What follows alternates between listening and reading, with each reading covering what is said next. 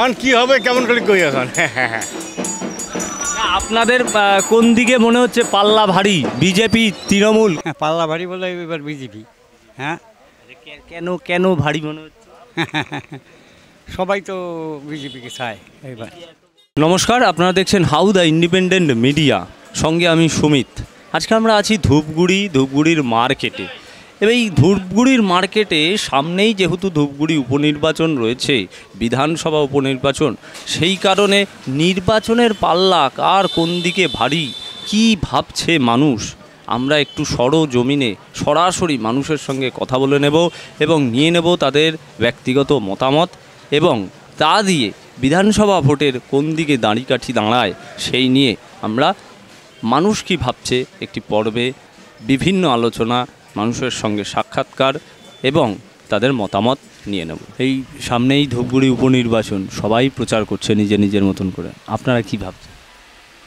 আমরা ভাবছি বলতে ইলেকশন তো ভালোই হবে, যেটা মানুষের দরকারি জিনিসগুলো যে সব কিছু দাম কত নিয়ন্ত্রণ থাকে, ধূপগুড়ি মহকুমা হোক সেটার জন্য চাচ্ছি, ধূপগুড়ি যাতে মহকুমা হয়, ধূপগুড়ি মানুষের যাতে উপকার হয় তার জন্য এটাই ভাবছি আর কি।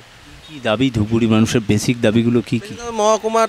মহকুমা হোক, আর প্লাস হসপিটালের জন্য উন্নত হোক, যাতে গরিব লোকদের সুবিধা হয়, যেন নিত্য প্রয়োজনীয় ওষুধের দাম যদি নিয়ন্ত্রণে থাকে। আমরা নিত্য ধূপগুড়ি হসপিটালে কোনো ওষুধপত্র গেলে ঠিক মতো প্রয়োজনীয় সেবা পাই না, সেগুলো যেন খুব মানে ওই প্রবলেমগুলো যেন সলভ হয়। হ্যাঁ, টুকটাক তো কাজ হচ্ছেই, কি বাকি রয়ে গেল? বাকি নদীর বান, ডোডা নদীর বানটা বাকি আছে, জমিগুলো ভাঙতেছে, এইটাই বাকি। ধূপগুড়ি পৌরসভার যে সমস্ত প্রাথমিক যে পরিষেবাগুলো, প্রপার ড্রেনেজ সিস্টেম, প্রতিটা বাড়িতে জলের যে সরবরাহ, তারপরে প্রতিটা বসত এলাকাতে লিটার বিন, নোংরা ফেলার জায়গা, একটা ডাম্পিং গ্রাউন্ড, এগুলোই হয়নি। তাই আমি বলছিলাম একজনকে যে মহকুমা করছো, তো একটা ছেলে যদি মাধ্যমিক পাস না করে বলে বিএ পাস সার্টিফিকেট চাই, বসতে দেওয়া হয় কি সম্ভব? তা আগে ন্যূনতম পরিষেবাগুলো দেবে, তারপরে তার আপলিফমেন্ট হবে, তারপরে তো সে ডিমান্ড করবে। এই জন্যেই আমার বলা, অন্য কিছু নয়। মহকুমা কেন, যা কিছু হোক আমি সবসময় আছি পাশে। আর ভোটের হওয়া তো জনগণের মন, এটা কি আর বলা যায়? কি হবে না হবে সেটা তো বলতে পারবো না। 2021-এ যে প্রার্থী বিজেপির থেকে জিতেছিল তিনি কি কিচ্ছু কাজ করেননি? করছে মোটামুটি, সেরকম না, মোটামুটি কাজ করছে। কি হলে আরও ভালো হয়? মহকুমার হলে ভালো হয়, ভালো হাসপাতাল, রাস্তাঘাট, এসবই তো 2011-তে যা হচ্ছে, তারপরে আর কাজকর্ম নাই। এই যে এই উপনির্বাচনে কি মনে হচ্ছে কোন দিকে পাল্লা ভারী? পাল্লা তো যাক কোন দিকে দেওয়া যায় দেখি। পাল্লা তো 3 পার্টি আছে, একজনকে না একজনকে দিতে হবে। কোন দিকে মনে হচ্ছে সবচেয়ে বেশি ভারী? ভারী তো এখন সেটা ভারী তো 3 পার্টিই আছে, বাম, কংগ্রেস, বিজেপি, তৃণমূল। আমরা মনে করি বাম কংগ্রেসই যোদ্ধা থাকুক, তাদেরকেই দরকার, বাম কংগ্রেসকেই দরকার। আমার তো দৃঢ় বিশ্বাস তৃণমূলেই জয়কার হবে, যতই যে যাই বলুক তৃণমূল সরদে। আমার মনে হচ্ছে তৃণমূল 8 থেকে 10,000 ভোটে লিড দিবে, এটি আমার বক্তব্য।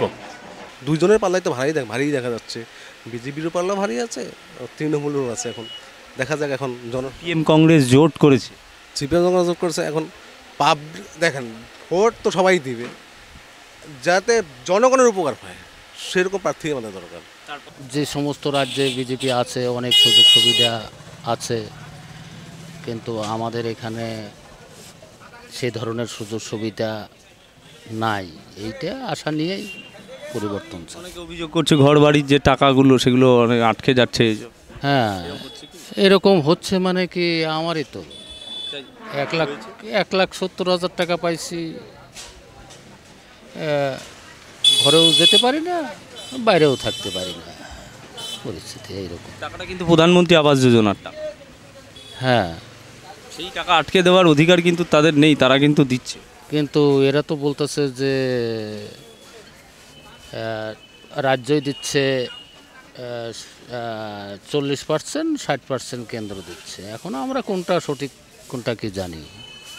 আর এরা তো কোনো সময় এটা কেন্দ্রের আবাস যোজনা এটা তো বলে নাই, এটা তো রাজ্যই দিচ্ছে, এইটাই তো শোনা।